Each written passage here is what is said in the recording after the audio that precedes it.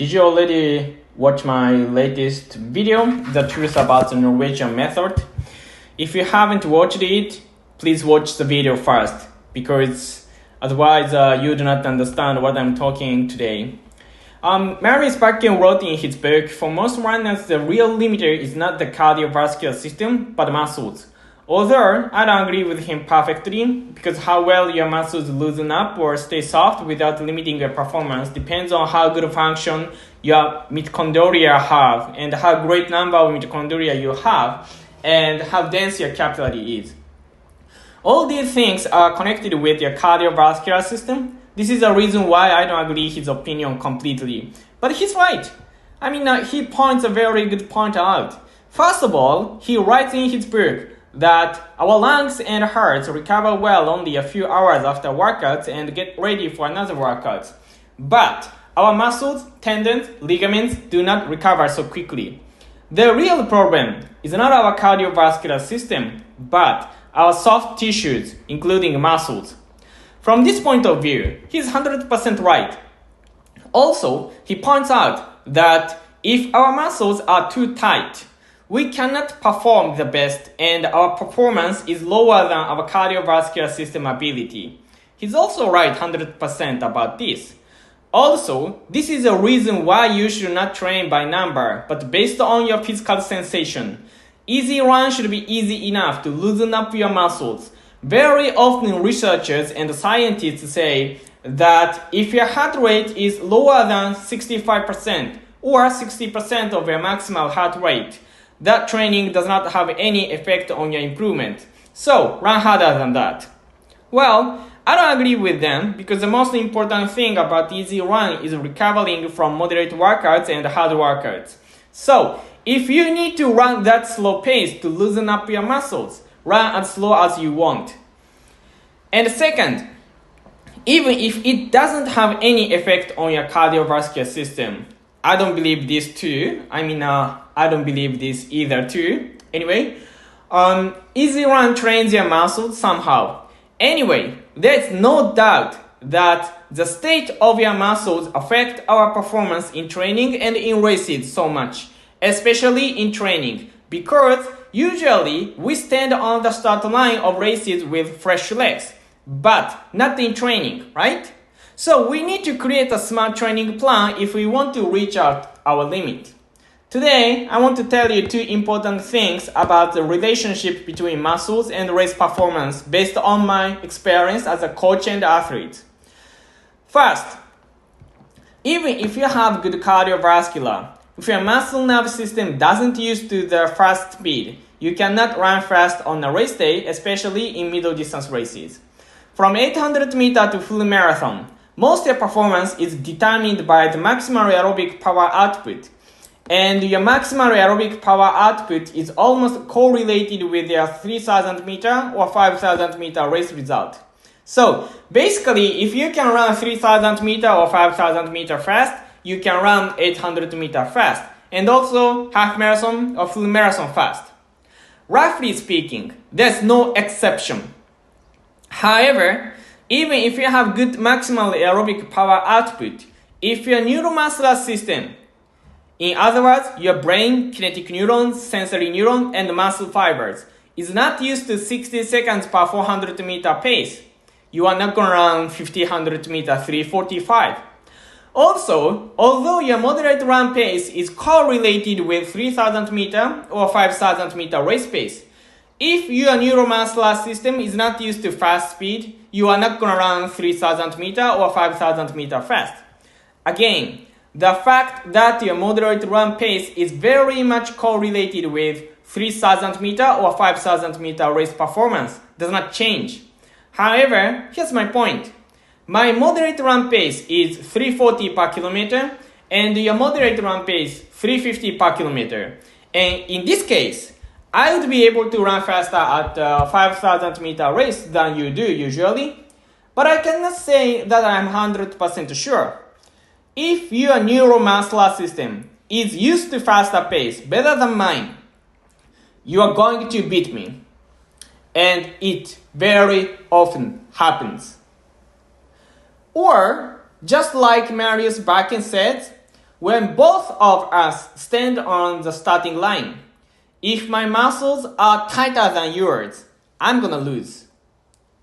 On the other hand, aerobic resistance is very much important in longer races like in half marathon and full marathon. Basically, if you are able to run 5,000 meters fast, you are able to run fast in full marathon too. However, very often your legs do not move well anymore after 30k. And many people say, oh my gosh, glycogen is depleted. But how do you know that? It could be that muscle glycogen is depleted, but from my point of view, simply their muscles cannot resist the impact of hitting the ground anymore in many cases. In a sense, one of the biggest goals of long runs is your muscle resistance is not a limited factor for your marathon race performance anymore. The fact is, many amateur runners miss out the importance of muscle resistance to the impact of hitting the ground, and as a result, their marathon race time is much worse than their 5,000 meter race results. And the reason why the intensity and volume of long runs is important is because the total impact of hitting the ground is determined by how fast and how long you run. So the product of how fast and how long you run. Meaning, even if you run long, if the pace is too slow, your body does not get enough resistance for races. While if you run enough fast, if the distance is too short, you will not get enough resistance for races. I mean marathon races. And if you run too fast and long at the same time, your body cannot repeat it often and or adapt to the training stimulus. The golden zone is 30 to 40k at 80% to 90% of your race pace. For most people, the distance is more problem than the intensity because 80% of marathon race pace is pretty slow for most people. It's easy to run faster than 80% of a marathon race pace. So basically, increasing the distance of long runs gradually is one of the key factors of marathon preparation. Also, many amateur runners underestimate how effective short interval. They very often say, short interval with relatively long recovery doesn't increase VO2 max according to Dr. Jack Daniels. Well, first of all, it is not true. You can improve VO2 max with short interval with relatively long recovery. And second, you should think about your neuromuscular system before you think about VO2 max. In other words, your aerobic capacity. No matter how good your VO2 max is, if your neuromuscular system is not used to using chopsticks, you cannot use chopsticks well, right? Just like that, no matter how good your VO2 max is, if your neuromuscular system is not used to the fast speed, you cannot run smoothly. Very roughly speaking, there are only two factors from 800 meter to full marathon. Those are speed and endurance. And you can train your endurance by doing moderate run, easy run, and easy to moderate run. So, in speed workouts, you should train your speed first. And later, we try to combine speed and endurance to produce speed endurance. Very roughly speaking, this is the basic formula of training. Thank you for watching, and I hope this information helps you a lot. Lastly, if you want to learn more about how to run faster, please click the link below to download my free ebook. 3 things you should know to get faster dramatically without any injuries and overtraining.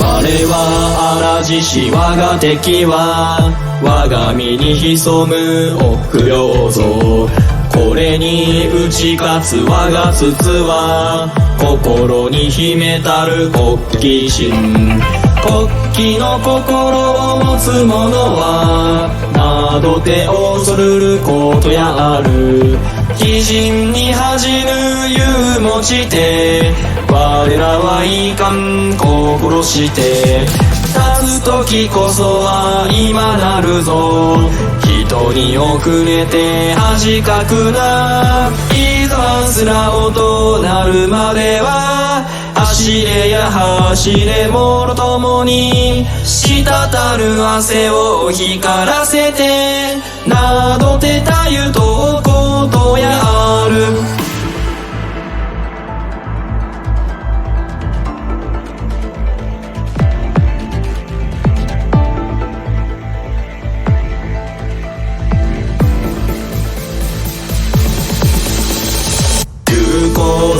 白血戦に鉄より固き心持つ。修繕この肩すかれたる大和のこの今さらに。また世に泉の誉れ嵐しここに集いたり。固き心のいい鉄に嵐し魂あるものの、時こそ来たれれいいか。一歩も後に引くなかれ。いざまつらおとなるまでは走れや走れもろともに、滴る汗を光らせてなどてたゆのことやる。前を望めば苦難なり、右も左もまた苦難。み空の月を見上げては七難八苦を望むのも、我らが力試すため常に前へと意地を見せん。闘魂もゆる嵐しの霧をここに今見ようや。